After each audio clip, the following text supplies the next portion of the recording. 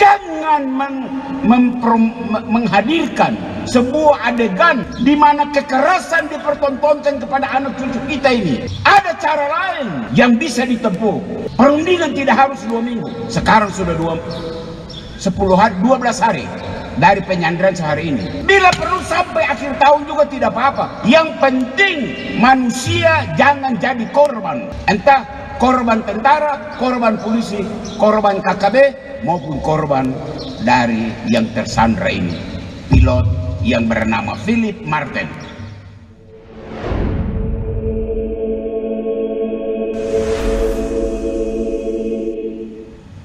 Kasihilah musuhmu. Kasihilah musuhmu. Sebuah perintah, sebuah hukum yang out of the box. Bapak-bapak, ibu-ibu, saudara-saudari, dan anak-anak umat Perui Katedral, dan siapa saja yang saat ini mengikuti siaran lewat live streaming multimedia Tiga Raja. Sekian puluh tahun yang lalu, beberapa tahun yang lalu, kota Timika mencekam dan menyeramkan. Kenapa? Sedikit-sedikit tersiar berita orang berkelahi. Sedikit-sedikit tersiar berita orang saling tikam, saling panah, saling bunuh. Dan karena keadaan Timika seperti itu, terciptalah akronim yang kita semua pernah dengar. Timika, tiap minggu kacau. Itu akronim yang muncul karena situasi. Awalnya masalah pribadi, tetapi lalu berkembang menjadi masalah kelompok, masalah suku. Reaksi spontan, balas, membantai sebagai ungkapan solider. Solider kelompok, solidaritas marga, solidaritas suku, solidaritas daerah. Sayang sekali, solidaritas model manusia lama, dan manusia lama bilang luka ganti luka, darah ganti darah, kepala ganti kepala, nyawa ganti nyawa. Itulah hukum balas membalas, model orang kafir. Saudara, mohon dengar baik-baik. Anda bangga karena mencintai istrimu, Anda bangga karena mencintai suamimu, mencintai orang tuamu, mencintai anakmu, mencintai sesama warga suku. Itu mah biasa, biasa. Tanpa disuruh pun, naluri insaniah mendorong seseorang untuk bisa mencintai orang yang dekat dengan dia. Tidak usah disuruh, yang itu otomatis akan jalan. Maka akan menjadi luar biasa kalau Anda mencintai orang yang tidak dekat dengan Anda, tidak semarga, tidak sesuku, tidak seagama, bahkan mencintai musuh. Siapa musuh? Dia yang menyakiti hatimu, dia yang mengkhianati cintamu, dia yang melecehkan agamamu, dia yang membakar gerejamu. Terhadap kelompok ini, Yesus hari ini benar-benar memberikan pelajaran out of the box yang tidak biasanya. Cintailah mereka. Hari ini Alkitab memberikan suatu pencerahan yang menantang, pencerahan yang revolusioner, yang di awal misa ini pastor mengatakan pencerahan yang out of the box. Kamu telah mendengar firman. Begitulah Yesus memulai khotbah di bukit. Mata ganti mata, gigi ganti gigi. Itu kamu dengar. Kamu diajarkan seperti itu. Tapi aku Yesus berkata, janganlah kamu melawan orang yang berbuat jahat kepadamu. Itu hukum baru. Kamu telah mendengar firman. Kasihilah sesamamu dan bencilah musuhmu. Itu hukum lama. Tapi aku Yesus berkata kepadamu, kasihilah musuhmu dan berdoalah bagi mereka yang menganiaya kamu. Itu hukum baru. Bacaan pertama tadi, ya, dalam kitab Imamat, persis ditegaskan hal yang sama. Janganlah engkau menuntut balas dan janganlah engkau mendendam. Dan dalam bacaan kedua, Paulus dalam suratnya yang pertama kepada orang di Korintus, Paulus memberikan dasar moral dan dasar teologis. Camkanlah sungguh-sungguh bahwa kamu adalah bait Allah. Bait Allah itu jangan kamu nodai dan kamu lecehkan. Entah Anda sebagai subjek atau Anda sebagai objek dari pelecehan itu. Kan aneh. Aneh bahwa Yesus mengajarkan A dan engkau bikin B. Aneh bahwa banyak orang mengakui diri pengikut Yesus, entah Katolik atau Protestan.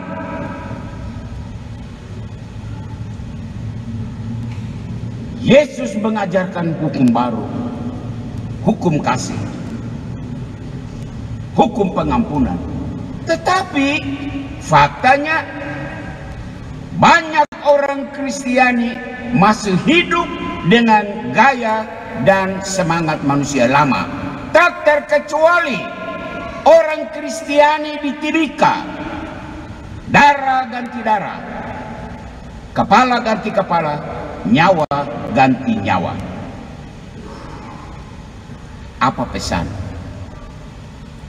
untuk kita hari Minggu ini? Pastor punya dua pesan dan satu catatan dalam konteks Sandra di Nduga. Pesan yang pertama, sebagai pengikut Yesus, tanggalkan hukum lama. Suka tidak suka, engkau pengikut Yesus toh. Mata ganti mata, gigi ganti gigi, kasih sesama dan benci musuh. Itu hukum lama. Lewat baptisan engkau sudah meninggalkan hukum lama itu. Maka pesan yang pertama ini sangat jelas. Tanggalkan hukum lama. Sekali lagi, pesan yang pertama, tanggalkan hukum lama. Kasih tinggal hukum yang lama. Itu pesan pertama. Pesan yang kedua, sebagai pengikut Yesus, hadirkan hukum baru. Apa itu hukum baru? Ya, kasihi musuh dan berdoa bagi orang yang menganiaya kamu. Itu kata Yesus. Banggalah Anda bahwa Anda berdiri di garda terdepan di daerah ini, di negara ini, di dunia ini, bahwa para pengikut Yesus berdiri di garda terdepan untuk mempromosikan hukum baru di seantero dunia ini, yakni mencintai musuh, dan selalu berdoa bagi orang yang membencimu.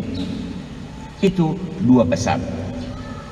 Dan dalam bingkai dua pesan ini saya ingin masuk memberikan catatan untuk peristiwa penyanderaan di Nduga. Sudah dua kali orang dari Kemenlu datang di Pastoran Tiga Raja mau bertemu pastor paroki. Saya kebetulan tidak ada. Saya kembali, dikasih catatan, mereka tinggalkan nomor telepon dan saya hubungi. Ada apakah? Dan disampaikan bahwa Duta Besar New Zealand mau bertemu. Dan kalau bisa keluarga tersandra yang saat ini ada di Bali akan datang untuk berbicara. Sampai salah seorang dari Kemenlu itu sudah pulang Jakarta, satu masih ada di sini. Saya tidak mau bertemu. Kenapa? Ini cerita lama. Gereja Katolik tidak mau memasukkan diri di dalam kondisi konflik yang akhirnya menjerat nama Gereja Katolik. Maaf, kami tidak mau. Tetapi kalau seandainya kami harus hadir, maka kami akan mengatakan ini. Siaran ini tolong catat, harap Kemenlu dengar itu.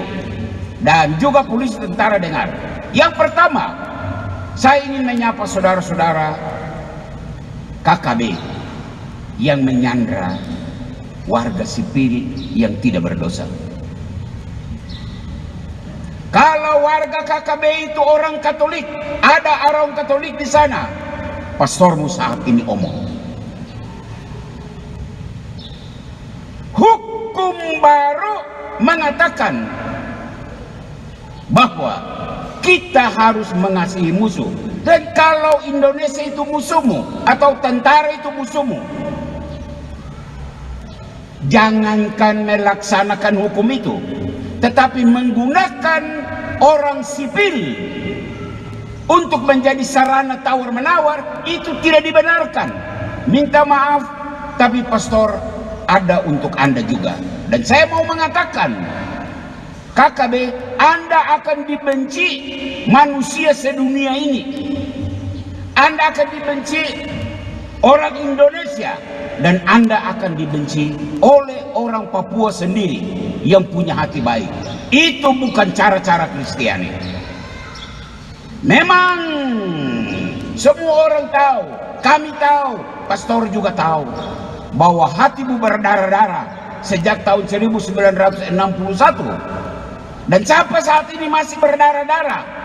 Tapi apakah karena hatimu yang berdarah-darah engkau menempuh sebuah cara yang orang semua benci?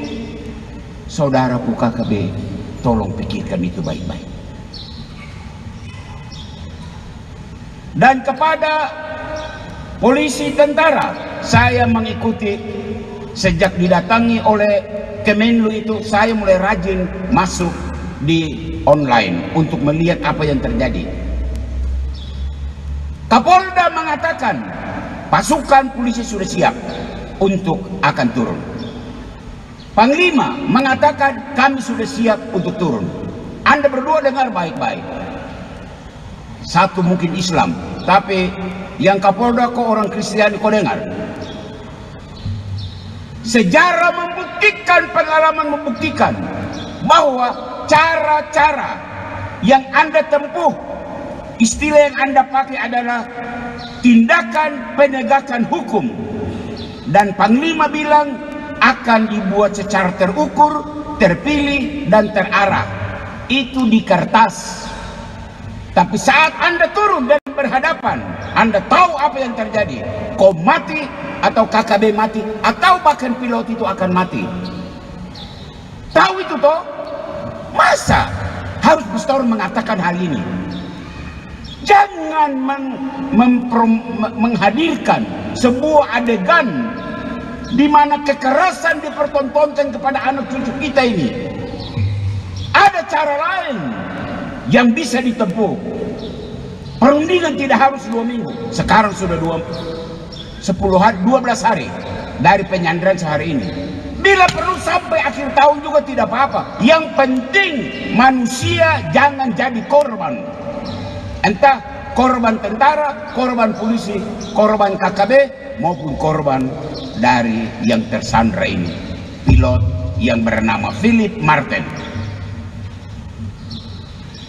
Sesudah omong dengan Kemenlu, saya ke Pastor Justinus dan saya bilang, Pastor Justinus, kita dua ini pastor tua yang sudah pensiun. Bisakah kita dua mengambil peranan untuk kita pergi menjadi peran pengganti? Pastor Justinus bilang, siap. Saya belum menyampaikan ini kepada Kemenlu, belum menyampaikan kepada keluarga dari pilot Philip Martin, belum menyampaikan kepada polisi, belum menyampaikan kepada tentara. Tapi kalau Anda mendengar siaran ini, Gereja Katolik punya cara.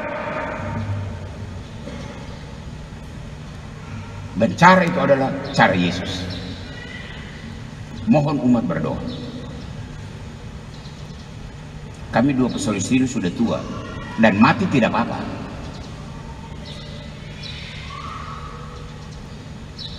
Jangan menangisi kami.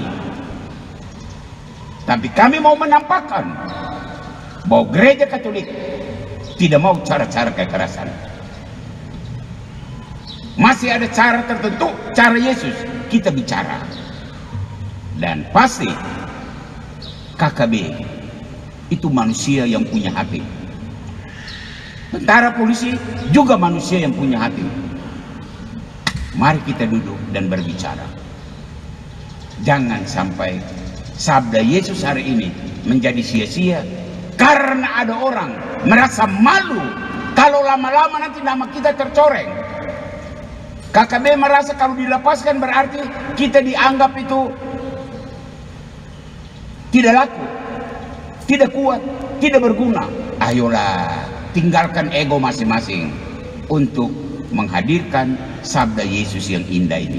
Tuhan memberkatimu, Tuhan memberkati polisi tentara, Tuhan memberkati KKB, dan Tuhan memberkati setiap orang punya niat baik untuk sesamanya. Amin.